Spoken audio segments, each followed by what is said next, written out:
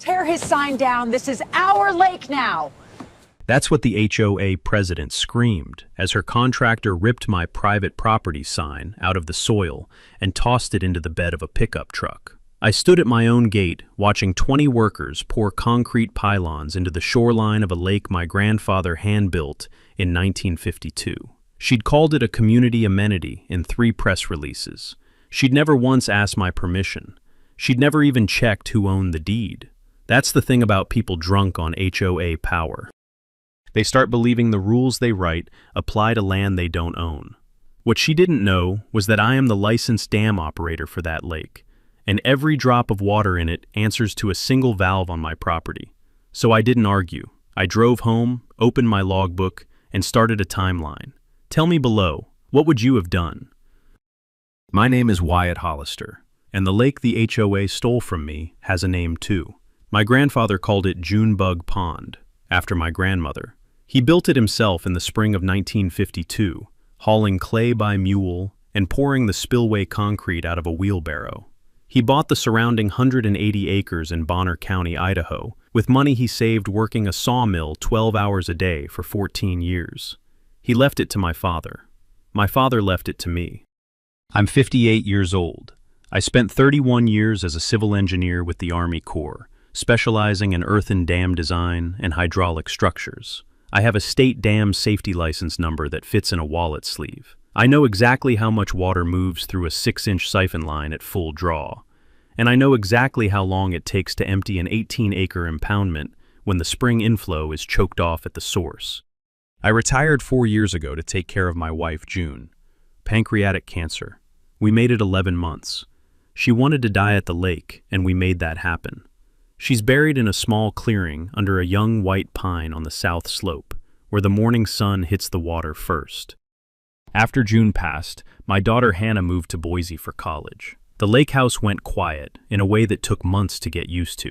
The smell of wood smoke from the stove in October became my favorite sound, if a smell can be a sound. The crunch of frost on the gravel under my boots became my routine.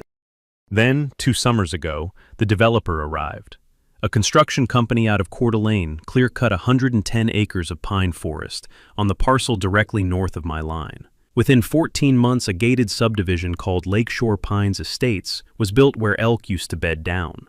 42 custom homes, average price $1.6 million, all of them oriented to overlook Junebug Pond, my grandfather's pond.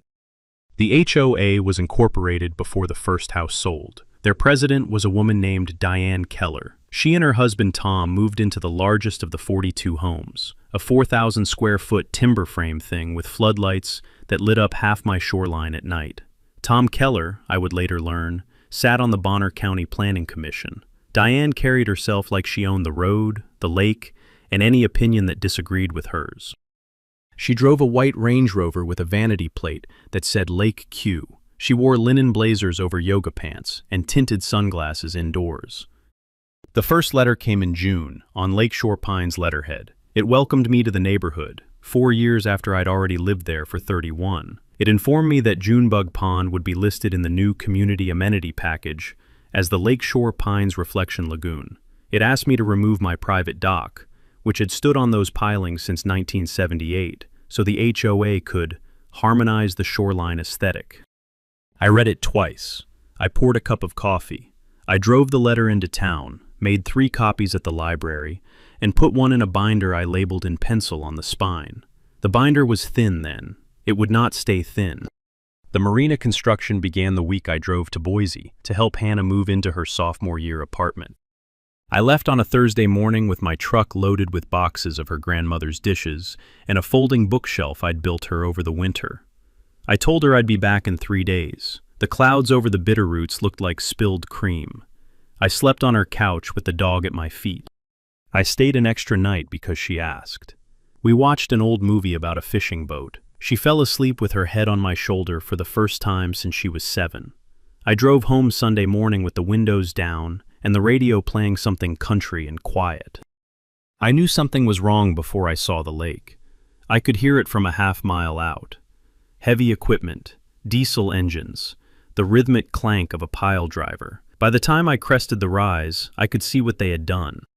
A construction crew of about 20 men was working on my shoreline. A barge with a crane sat in the middle of the pond. They had already driven 6 concrete pylons into the bed of the lake. A bulldozer had carved a 100-foot ramp into the eastern bank, where the slope used to be carpeted in lupine. A modular gazebo, partially assembled, sat on the gravel where my mailbox used to be. My private property, no trespassing sign, was leaning sideways in the dirt.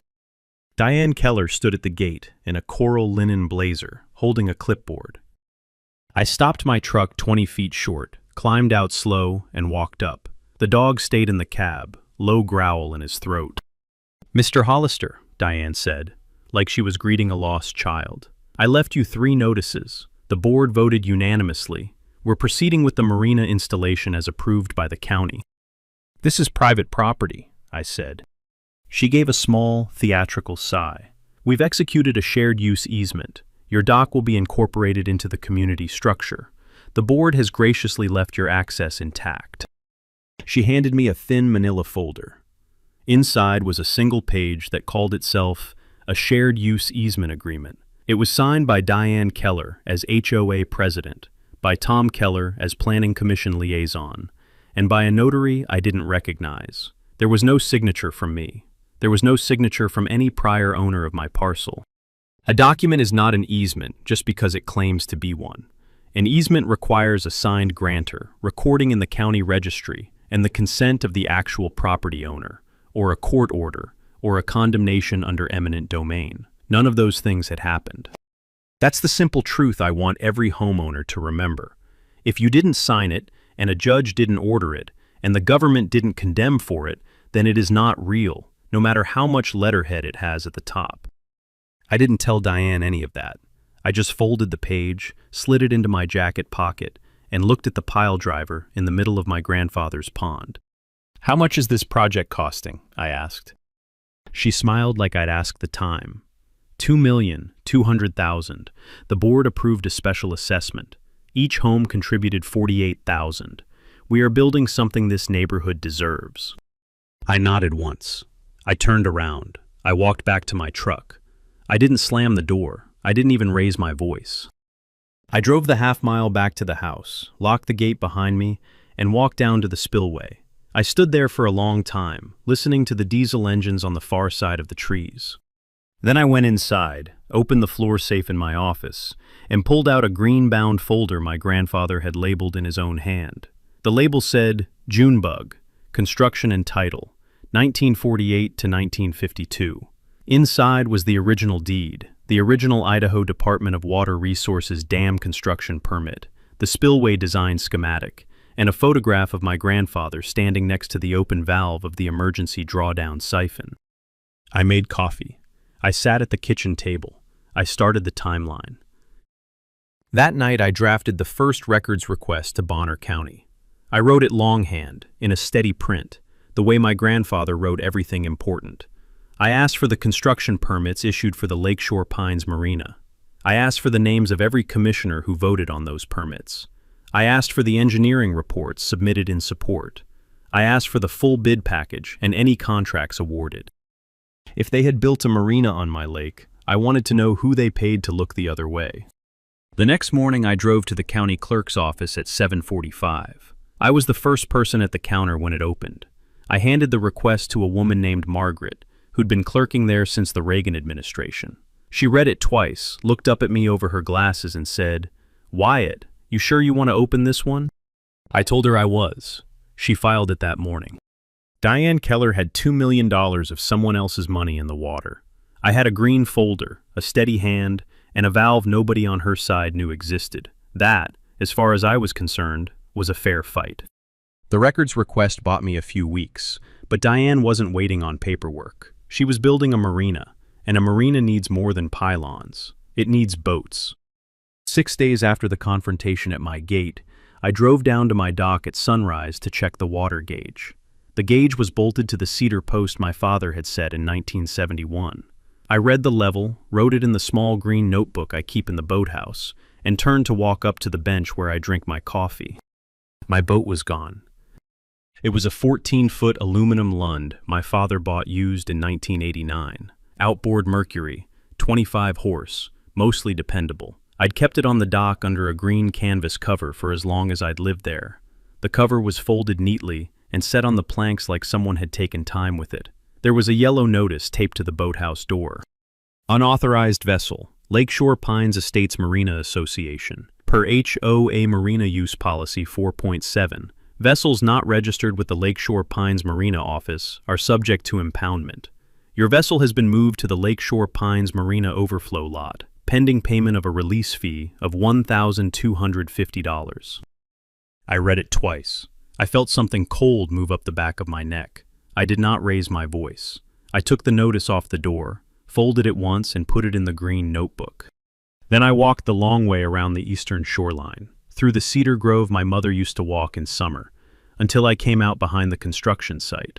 They had built a temporary fenced pen on what used to be my pasture. Inside it sat my father's Lund, my neighbor Jed Carmichael's pontoon, and a small kayak I recognized as belonging to the elderly couple who lived in the green cabin past the curve. 3 pieces of private property, none of them ever owned by Lakeshore Pines. All of them locked behind chain link with a padlock that didn't belong to any of us. I took out my phone. I shot a slow, deliberate video. The pen, the lock, the boats, the yellow notices. I narrated the date, the time, the names of the boat owners, and the GPS coordinates from my phone screen. Then I drove into Sandpoint and made notarized copies at a UPS store. That afternoon, Jed Carmichael came over with a 6-pack and a face the color of brick. Jed is 66, a retired heavy equipment mechanic, ran a logging crew up near Priest Lake for 30 years. He doesn't say much. When he does, he means it. They took my pontoon, he said. The wife's birthday gift, 2007, $1,500 release fee. Diane Keller stood on my dock and pointed while 3 guys lifted it onto a trailer. I know, I said. You gonna let her keep doing this? I poured him a glass of water and sat down across from him. The maples outside the window were just starting to turn, edges going copper. I'm building a record, I said. Every fine, every notice, every act of trespass. When the time is right, I'll deliver all of it at once. He looked at me for a while, then he nodded. I got cameras, he said. Trail cameras, 12 of them, from the bear study I helped run 2 winters back. Motion triggered. You want them? I told him I did. We loaded 12 trail cameras into the back of his truck the next morning. By that night, I had cameras hidden in the cedar grove, in the boathouse rafters, in the hayloft of the old barn, and on a fence post overlooking the Marina pen. Each one was tagged with a battery date and a memory card schedule. Each one would catch them. 3 days later, the first fine arrived in my mailbox. Unauthorized use of community waterway, $850. 2 days after that, a second one. Unauthorized footpath, $400. Then, unauthorized canine, $250. Apparently, my dog walking on my own gravel driveway constituted a violation of the Lakeshore Pines Pet Conduct Code, which I had never agreed to. I filed each fine in the binder. I added a tab. The binder was no longer thin. Here's the practical lesson hidden in those notices, the one most homeowners never learn until it's too late. An HOA can only fine the parcels enrolled in its declaration of covenants. The CC and Rs have to be recorded against the property at the county registrar. If your deed predates the HOA and your parcel was never voluntarily annexed, you are not a member, you cannot be fined, and you owe them nothing. Every dollar Diane sent in those envelopes was paper, less than paper. It was confession. By the second week of fines, she'd written me up for $6,200 in violations. By the end of the month, the figure was over $12,000. Each notice was signed in her looping cursive, sealed with the gold foil HOA logo, dated and mailed using the United States Postal Service. Mail fraud is a federal offense when the mail system is used to extort, and every single one of those envelopes would eventually sit in a federal evidence box with her signature on it. I let her keep mailing them. The afternoon the 12th fine arrived, I drove down to the dock at golden hour and sat on the bench where my wife used to sit. The water on Junebug Pond was glass, that pale steel color the high lakes get in early October, and a single loon was calling out near the island. I took a long breath that smelled like cold stone and pine resin. Then I pulled out my phone and dialed the Idaho Department of Water Resources. I asked for Gabriel Whitcomb. He'd been my father's contact 30 years ago. He had retired and come back as a consultant. "Wyatt Hollister," I said when he picked up. "Junebug Pond. License number on file. I want to schedule my biennial dam inspection, and I want to talk to you about a developer who's built $2 million of unpermitted structure on the impoundment." The line went quiet for a moment. Then I heard him chuckle, very low. "Wyatt," he said, "I have been waiting for somebody to call me about that pond for a year and a half. Tell me what time tomorrow." I told him 8 in the morning. Then I sat on that bench and watched the loon for a long time, and the quiet in my chest started to feel less like grief and more like patience. The Marina was finished by the second week of October. They worked 7 days a week, 10 hours a day, with floodlights running into the night. The thing they built was, I'll admit, impressive in a vulgar way. A floating concrete pier ran 200 feet out into the deep water, with finger docks branching off to hold 36 slips. A 2-story timber pavilion stood at the shore end, with a wraparound deck, a stone fireplace, and an outdoor bar finished in slate. The gravel ramp had been paved over and striped for boat trailers. 6 pole-mounted speakers were aimed at the water for shoreline ambiance programming. A wooden archway at the entry road read, "Lakeshore Pines Marina, a private community," in burnt-edge lettering. It was, by the contractor's own bid documents, $2.2 million of new construction. Every dollar of it sat on land that did not belong to Lakeshore Pines Estates. Diane planned a ribbon cutting for the Saturday before Halloween. She called it the Founders Day Soft Open. She rented a 40-foot welcome arch in pearl white and gold. She hired a string quartet from Spokane. She had embossed invitations sent to the entire HOA membership, 3 county commissioners, the editor of the Sandpoint paper, a real estate columnist from Coeur d'Alene, and the Bonner County Sheriff. She did not invite me.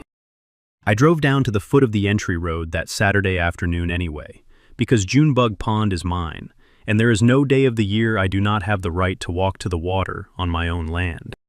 A man in a black polo shirt with the Marina logo on the chest stepped out of a folding chair and held up his hand. He was big, mid-30s, an earpiece in his right ear and a clipboard against his hip. "Sir, this is a private event. You'll need an invitation." "I own the land you're standing on," I said, "from the gate to the water and 300 yards in either direction." "Sir, I have a list. If you're not on the list, you can't come in." Diane saw the exchange from the pavilion deck and walked down with the kind of slow, satisfied stride that tells you somebody has been waiting weeks to do exactly that walk. Cream cashmere sweater, dark jeans, leather riding boots, a wine glass in her hand. "Mr. Hollister," she said, "I am so glad you came, but this is a members-only event. I'm sure you understand." "I understand the boundary line is 40 feet behind you," I said. "I understand the dock you're standing on rests on land deeded to my family in 1948. She tilted her head. "Mr. Hollister, the board has determined that your interpretation of those documents is in error. We have legal counsel. We have approved permits. We have the support of the Planning Commission. I will not be lectured on my own dock." I looked past her at the string quartet on the deck. I looked at the ribbon waiting on the railing.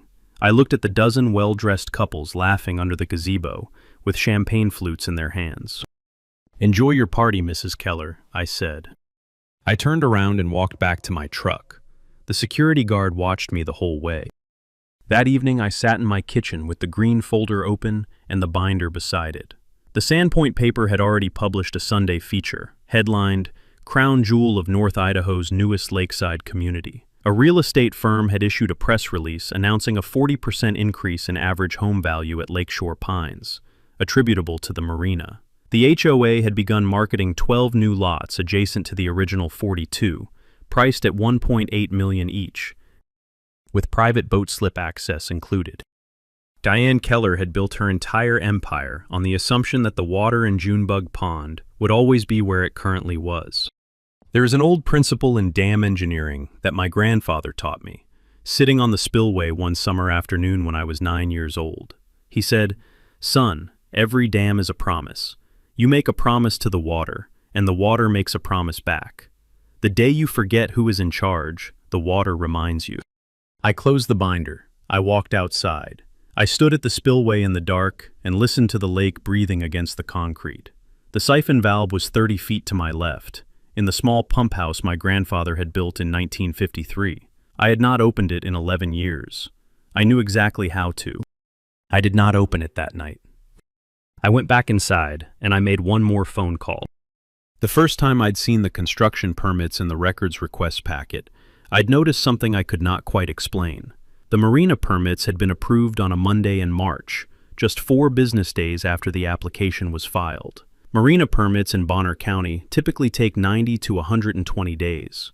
They require an Army Corps wetlands review, an Idaho Fish and Game riparian assessment, and a public comment period of at least 30 days. This permit had skipped all of that. Each waiver had been signed by the same man on the same day. Tom Keller, vice chair of the Bonner County Planning Commission, Diane's husband. I called Margaret at the county clerk's office. I asked her one specific question. I asked her if there had been any payments, fee transfers, or fund movements between the Marina contractor and any commissioner's known business address in the 6 months preceding the permit approval.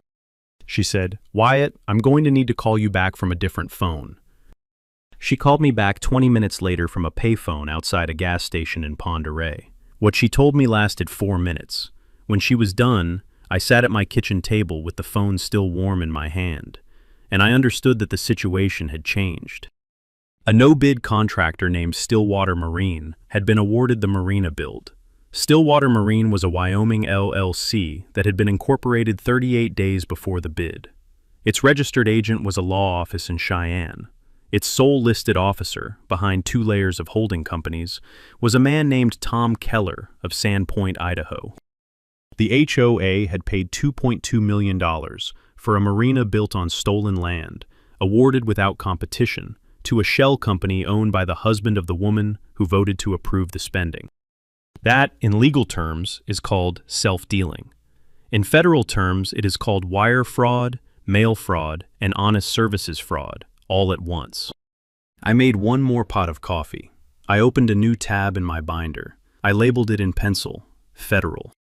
The water in the lake answered to me. The fraud and the paperwork answered to the FBI. And both of those things were going to arrive at Founders Day Regatta.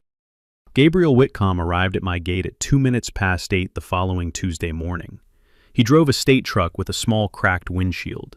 He carried a leather satchel that had to be older than I was. He was 72, white-haired, walked with a slight limp from a fall off a spillway in 1986, and he knew more about earth and dam hydraulics than any living engineer in the western United States. We walked the spillway together. He ran his hand along the concrete. He noted the date stamp my grandfather had pressed into the wet pour. J. H. May, 14th, 52. He measured the freeboard. He inspected the keyway, the seepage drains, the toe of the embankment. He took photographs. Then we walked to the pump house, and he stopped at the door. "This is the original siphon, Wyatt?"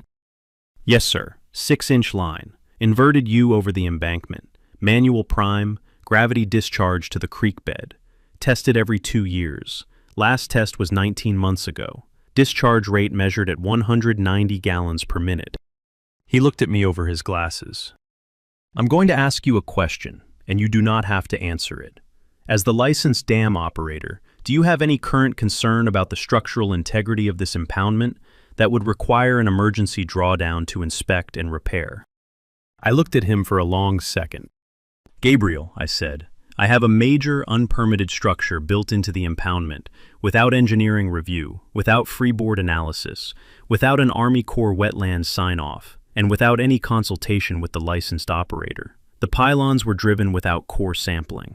As the licensed operator, I am obligated to perform a visual inspection of the embankment and bed in conditions of full drawdown." He wrote that down word for word on his clipboard. He signed his name at the bottom. He tore off the carbon copy and handed it to me. "Mr. Hollister," he said, "as the State Dam Safety Officer for District 5, I am authorizing an emergency drawdown of Junebug Pond at the licensed operator's discretion for the purpose of structural inspection. The drawdown must be coordinated with downstream notification and may proceed at any time within the next 90 days. State law preempts any private agreement that would interfere with this safety inspection. He folded his copy into his satchel. He shook my hand. Good luck, Wyatt. Your father would be proud. As he climbed back into his truck, he said one last thing through the open window. Funny thing about siphons, they don't make a lot of noise. You can run one all night, and the only person who knows is the man at the valve. He drove off down the gravel. The next 2 weeks were the quietest I had ever lived. I worked methodically. Every morning I checked my trail cameras. Every afternoon I added pages to the binder. Every evening I sat at the kitchen table with the green folder, going through the damn construction documents one more time, until I had memorized the discharge schedule by heart. I called the FBI field office in Coeur d'Alene on a Wednesday. I asked to speak with the agent who handled public corruption tips. I was on the phone with a special agent named Eleanor Wexler for 98 minutes. I emailed her 7 attachments: the Marina permits, the Stillwater Marine corporate filings, the HOA assessment vote, the contractor invoices, Tom Keller's Planning Commission disclosure forms, the no-bid waiver, and the bank routing data Margaret had pulled from the public ledger of municipal payments. Agent Wexler called me back the next morning. She used the word actionable. She used the word patterns. She asked me to keep building the file and to call her the moment Diane took any further enforcement action against me. She said the Bureau preferred to act on a complete record. I told her I expected an opportunity to deliver one within 30 days. I called Jed and asked him to bring a post-hole digger to my place on Friday.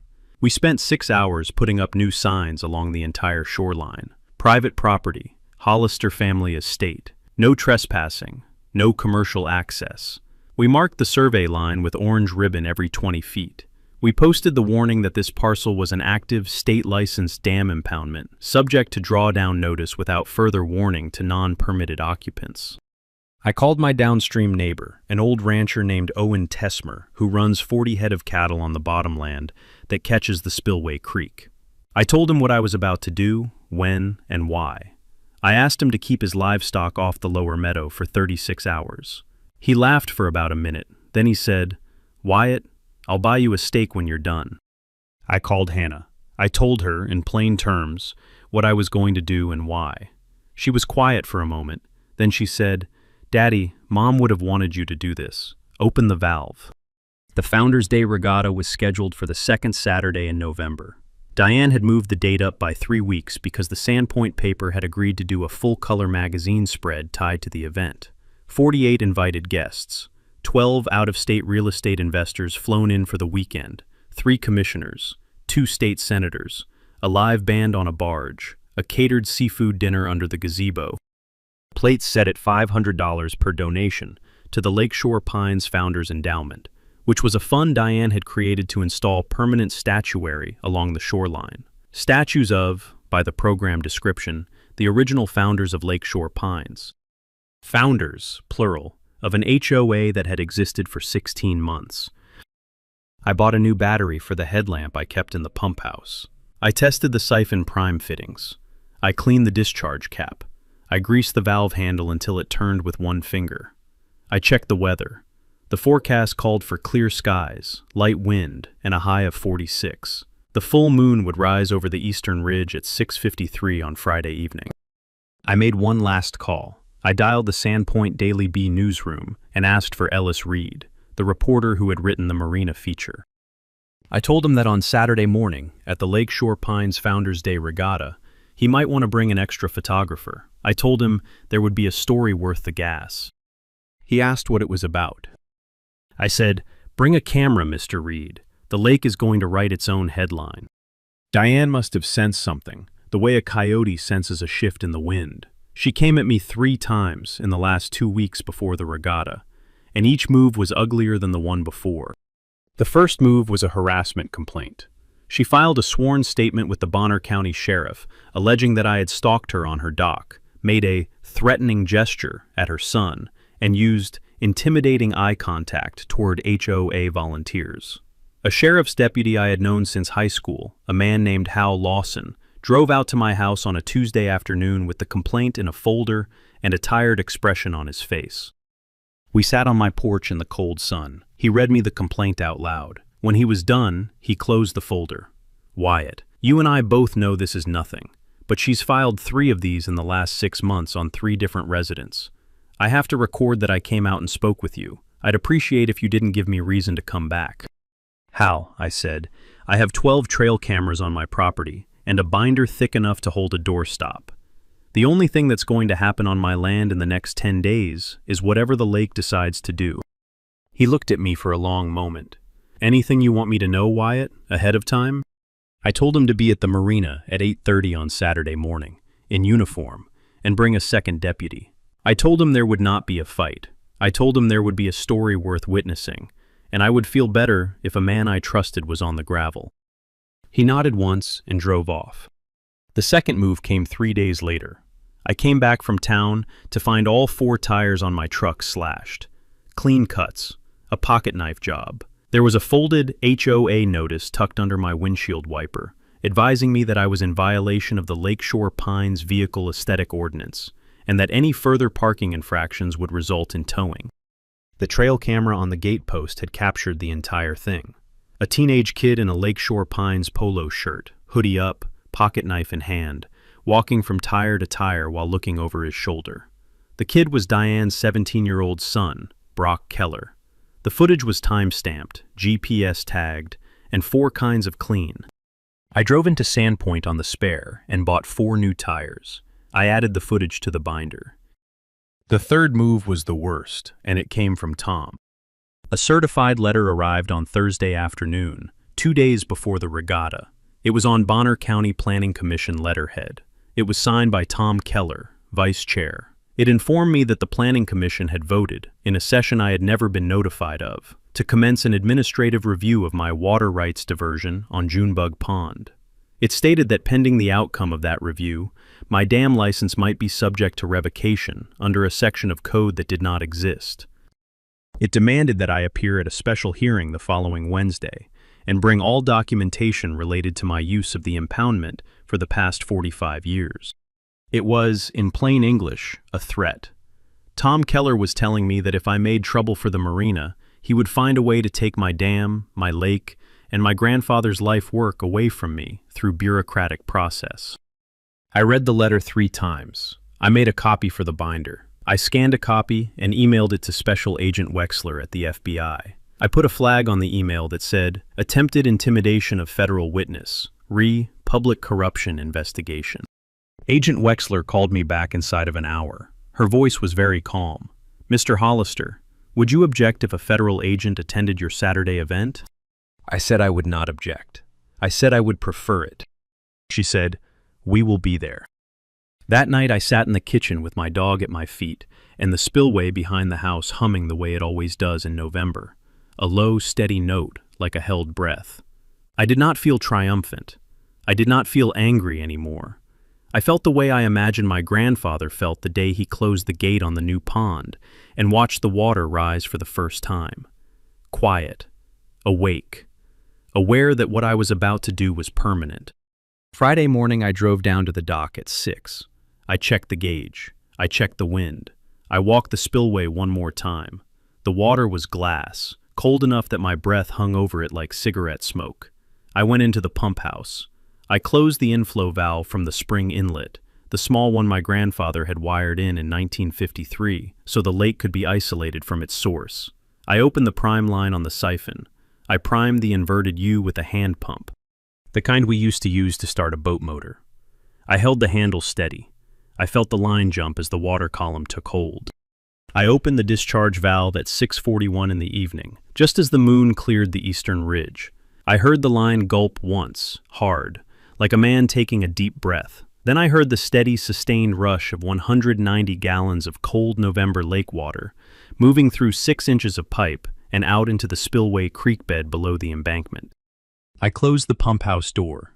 I walked up to the house. I made a cup of coffee. I sat at the kitchen table with the binder open in front of me, and I waited. 18 acres, average depth 9 feet. Total volume came to roughly 53 million gallons.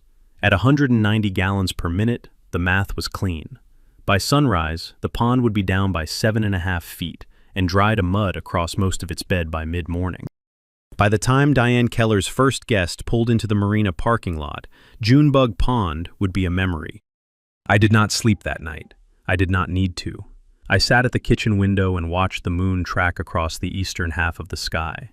Around 2 in the morning, I walked down to the spillway in the cold and listened. The siphon was still running, steady as a held organ note.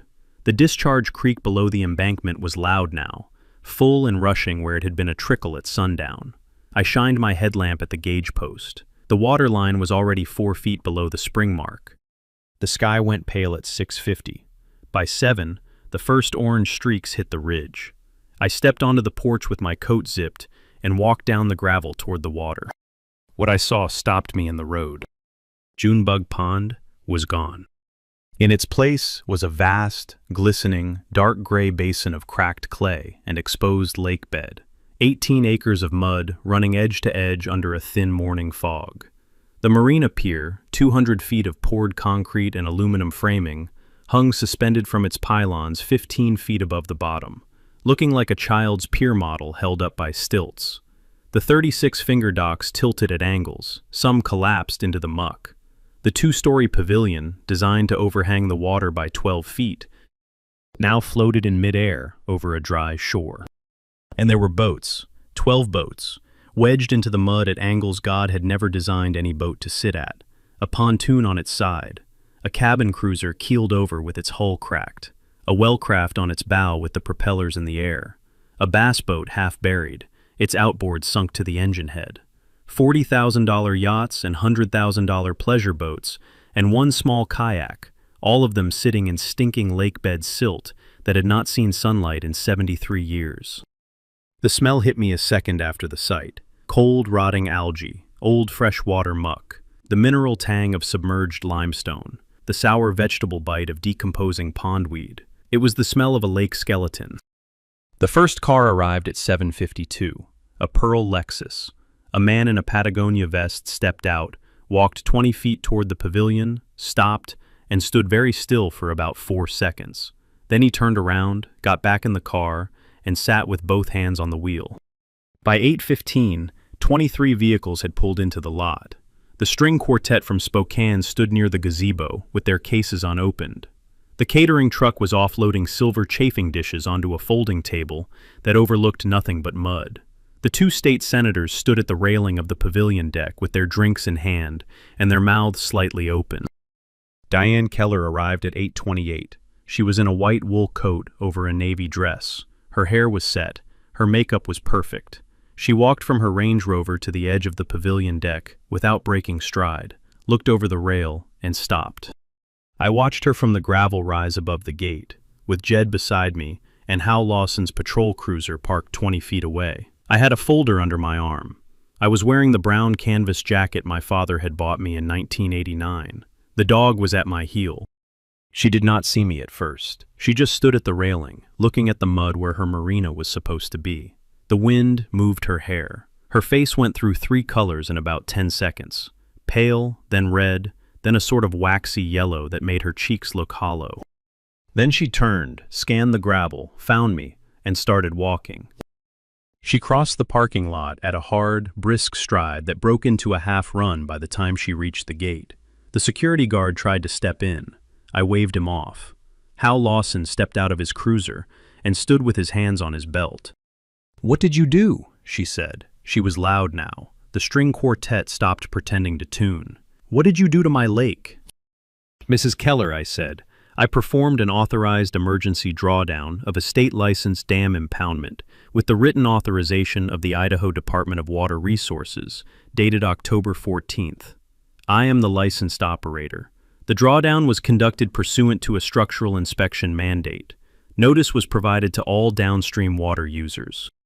"This is my Marina," she said. Her voice was breaking. "This is $2 million of construction. You destroyed my lake." "It is not your lake," I said. "It has never been your lake. The deed is in my name, and was in my father's name, and my grandfather's name before that. The dam is licensed to me. The water rights are vested in my parcel. The Marina you built is a trespass. As for what I destroyed, ma'am, I did not destroy a thing. I temporarily relocated water that belongs to me to a downstream creek bed where it can do an honest day's work. The water will return when I open the spring inlet. The marina is yours to remove. That was when the second vehicle pulled into the lot, a black Ford Explorer with federal plates. Two agents stepped out in dark windbreakers with the bureau letters across the back. A third agent followed in a separate sedan. Special Agent Eleanor Wexler walked straight across the parking lot and identified herself in a voice that carried. Diane Keller, Tom Keller, I have a warrant for your arrest on charges of wire fraud, mail fraud, honest services fraud, and bid rigging in connection with the contract awarded to Stillwater Marine. You have the right to remain silent. Tom Keller, who had just walked out of the pavilion in a navy blazer with a champagne flute in his hand, dropped the flute on the deck. The glass did not break. It simply rolled off the edge and fell 15 feet to the mud below. The string quartet finally put their instruments back in their cases. The catering crew stopped unloading. The two state senators set their drinks down on the railing, very carefully, and walked, in step, back to their car. Ellis Reed from the Sandpoint paper was already there. He had arrived at 7:30. His photographer had been on the bluff above the gate since 6. They had 140 photographs of the entire morning, including the moment Tom Keller was put in handcuffs in front of the burnt-edge Lakeshore Pines Marina archway. Diane was last. She was led across the parking lot in her white wool coat with her wrists behind her back. As she passed me at the gate, she stopped. She looked at me with an expression I will remember the rest of my life. It was not anger anymore. It was the pure, total, uncomprehending confusion of a person who has spent so long believing the world will bend to her that she cannot, in real time, accept that it has not. She said, "But it was just a lake." I said, "No, ma'am, it was my grandfather." I closed the discharge valve at noon. By that afternoon, I had reopened the spring inlet, and the slow business of refilling Junebug Pond began. A spring-fed lake of 18 acres takes about 4 months to recover its full pool. I sat on the bench every morning with my coffee and watched the level rise an inch, then 2, then a foot. The loons came back in February. By the time the dogwoods bloomed in May, Junebug Pond was full to the freeboard mark my grandfather had carved into the cedar gauge post in 1953. The marina did not survive the spring thaw. The pylons, set without core sampling and stressed by months of unsupported load, cracked at the waterline when the level rose around them. The HOA's insurance carrier denied every claim, citing fraudulent permits. By June, the marina was a half-floating, half-sunken pile of warped timber and broken concrete, and the receiver appointed by the federal court ordered the entire structure removed at HOA expense. Diane Keller pleaded out the following October. 18 months in federal custody, 3 years of supervised release, full restitution to the 42 homeowners who had paid the special assessment, and a permanent ban from holding any officer position in any homeowners association in any state for the remainder of her life. Tom Keller got 30 months. Stillwater Marine was dissolved. The Bonner County Planning Commission revised its no-bid waiver process. The 42 Lakeshore Pines homeowners were, to be fair, mostly decent people who had simply trusted the wrong board. 29 of them came down to my house in the months after the arrests, in 2s and 3s, to apologize. One brought a bottle of bourbon that had been in his father's cabinet for 40 years. I shook every hand. I told every one of them that the lake had room for honest neighbors, and that the gate was open to anyone who walked up to it, carrying a fishing rod and a quiet voice. Hannah came home for Christmas. We sat on the bench by the water in the cold and watched the moon rise over the eastern ridge. She held my hand. She told me her mother would have laughed for an hour. In the spring, I did one more thing. I sat down with Gabriel Whitcomb, with Owen Tesmer, the rancher, and with a young attorney from a land trust in Sandpoint, and we drew up the documents to place a permanent conservation easement on the entire 18-acre lake and the surrounding 40 acres of shoreline. The easement was donated to the Idaho Fish and Wildlife Foundation. The terms were simple. The lake stays in the Hollister family during my lifetime, then passes into a public conservation trust under one condition. It must be used for one purpose, free of charge, every summer Saturday from June through August. A children's fishing program. Up to 30 kids per Saturday. Local kids, foster kids, kids from any background. Free rods, free bait, free instruction, free lemonade. We named the program after my wife, the Junebug Saturdays. The first Junebug Saturday was held the second weekend of June. 28 kids showed up. Hannah ran the front check-in. Jed ran the casting station. I stood on the bench by the water with the dog at my side and watched a 7-year-old boy with a missing front tooth land his first bluegill, and the sound of his shout when the fish broke the surface was the best sound I had heard in 3 years. So that's how the story ended. $2 million of stolen Marina, gone. A corrupt HOA president and her commissioner husband in federal custody. A lake my grandfather built with a wheelbarrow, restored to its rightful owner, and dedicated to children who would never have to ask anyone's permission to fish on a free piece of water. If you've ever been bullied by a board, lied to by a developer, or pushed off land that was yours by a person who thought a clipboard outranked a deed, I want to hear your story. Drop it in the comments below. Tell me where you're watching from. The community in this comment section is the best part of every video, and your story might be the next one I tell. If you made it to the end and felt the satisfaction of watching that mud appear at sunrise, do me one favor, hit subscribe. There is another HOA story coming next week, and I promise you it is even crazier than this one. Until then, take care of your land, keep your records, and never forget which one of you is holding the valve. Here's the thing about Danny Keller and every petty tyrant who looks like her. They don't fall because somebody yelled louder. They fall because they assumed the quiet man at the end of the road was just an old widower with a fishing pole, when in fact he was a 31-year civil engineer with a state license, a green folder of original document, and the patient of a man who has already lost the most important person in his life and has nothing left that scares him. Wyatt Hollister won because he prepared, because he kept records, because he made one phone call instead of one tweet, because he understood that the law worked for the person who resists, not the person who shouts. And the lake came back. The kids fish on it every Saturday. And a little girl somewhere will land her first bluegill on water a developer once tried to steal.